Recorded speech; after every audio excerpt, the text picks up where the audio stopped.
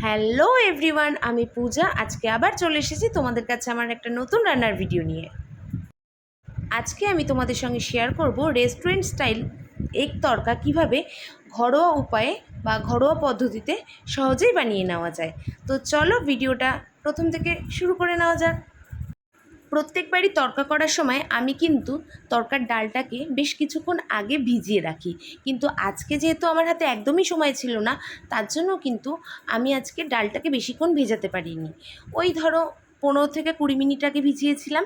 তো যাই হোক, সেই ভেজানো ডালটাকে আমি প্রেশার কুকারের মধ্যে নিয়ে তার মধ্যে একটু এলাচ, একটু দারচিনি, পরিমাণ মতো নুন আর কিন্তু কাশ্মীরি লঙ্কার গুঁড়ো আর জল দিয়ে আমি কিন্তু ওটাকে 4 থেকে 5টা আজকে সিটি মেরে নিয়েছিলাম।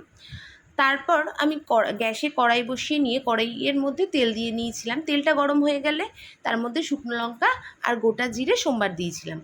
সোমবারটা দেওয়া হয়ে গেলে তার মধ্যে আমি আদা কুচি, রসুন কুচি এগুলো দিয়ে হালকা যে একটা স্মেল বেরিয়েছে তখন কিন্তু পেঁয়াজ কুচিটা দিয়ে নিয়েছিলাম। পেঁয়াজ কুচিটা দিয়ে আবার একটু ভাজা ভাজা করে নিয়ে তার মধ্যে টমেটো কুচিগুলোও দিয়ে নিয়েছিলাম। দিয়ে আবারও কিছুক্ষণ ভাজা ভাজা করে নিয়ে তার মধ্যে আমি পরিমাণ মতো নুন, হলুদ, লঙ্কার গুঁড়ো, জিরের গুঁড়ো, ধনের গুঁড়ো আর কাশ্মীরি লঙ্কার গুঁড়োটা একটু পরে দিয়েছিলাম। যাই হোক, এই সমস্ত উপকরণ দিয়ে আর আমরা যেহেতু যে কোনো রান্নায় সামান্য একটু মিষ্টি দিই, আমার বাড়ির লোক এটা ভীষণ পছন্দ করে, তো আমি কিন্তু এখানেও দিয়েছিলাম। দিয়ে এই মশলাটাকে ভালো করে কষিয়ে নিয়েছিলাম। তারপর যেটা অ্যাড করেছিলাম সেটা হচ্ছে কাসৌরি মেথি, যেটা দিলে তরকারি একটা আলাদা স্মেল আনে। তো সেটাও অ্যাড করে নিয়েছিলাম। করে নেওয়ার পরে আমি কিন্তু আমার তরকার পরিমাণ বুঝে এখানে 2খানা ডিম ফাটিয়ে দিয়ে নিয়েছিলাম। দেওয়ার পরে ওটাও আবার ওই মশলাটার সঙ্গে ভালো করে কষিয়ে নিয়েছিলাম। কষানো হয়ে গেলে ওই যে সিদ্ধ করা ডালটা ছিল না, সেই ডালটাও অ্যাড করেছিলাম। ডালটা দেওয়ার পরে বেশ কিছুক্ষণ কষিয়ে নিয়ে ওই প্রেশার কুকার ধোয়া যেটুকু জল থাকবে, বেশি জল লাগবে না, সেটুকু জলই কিন্তু দিয়ে নিয়েছিলাম। দেওয়ার পরে এটাকে আঁচটা কমিয়ে দিয়ে একটু ফুটতে দিয়েছিলাম। যখন দেখলাম যে ওটা ফুটে প্রায় হয়ে এসছে, তখন কিন্তু নামানোর আগে আমি একটু তড়কা মশলা দিয়ে ওটা নামিয়েছিলাম।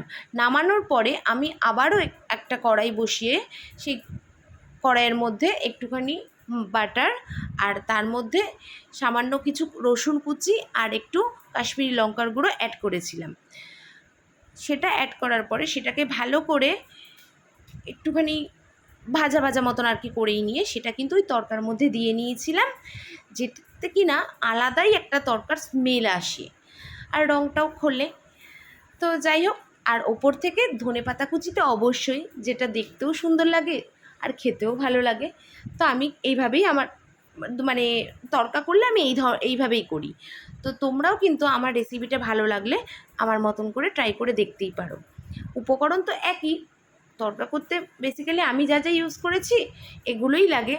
আর তোমরা যদি আলাদাভাবে কেউ তড়কা করো, সেও কিন্তু আমাকে কমেন্টে জানাতে পারো, আমিও ঘরে ট্রাই করে দেখব। তো আমার রেসিপিটাও যদি তোমাদের ভালো লেগে থাকে, তোমরাও কিন্তু বাড়িতে ট্রাই করো।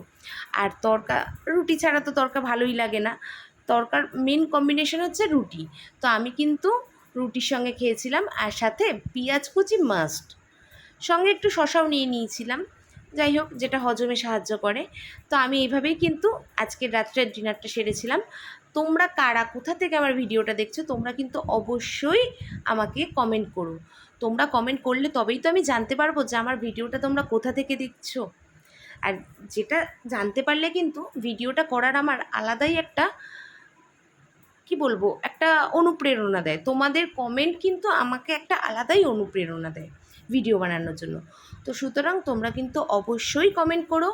আর যারা ইউটিউব থেকে দেখছো আমার ভিডিওটা, তাদেরকে একটাই বলবো, প্লিজ আমাকে লাইক, কমেন্ট এবং সাবস্ক্রাইব করো আমার চ্যানেলটাকে। আর যারা ফেসবুক থেকে দেখছো, তাদেরকে একটাই বলবো যে আমার চ্যানেলটাকে ফলো করো আর পারলে একটু শেয়ার করে দিও।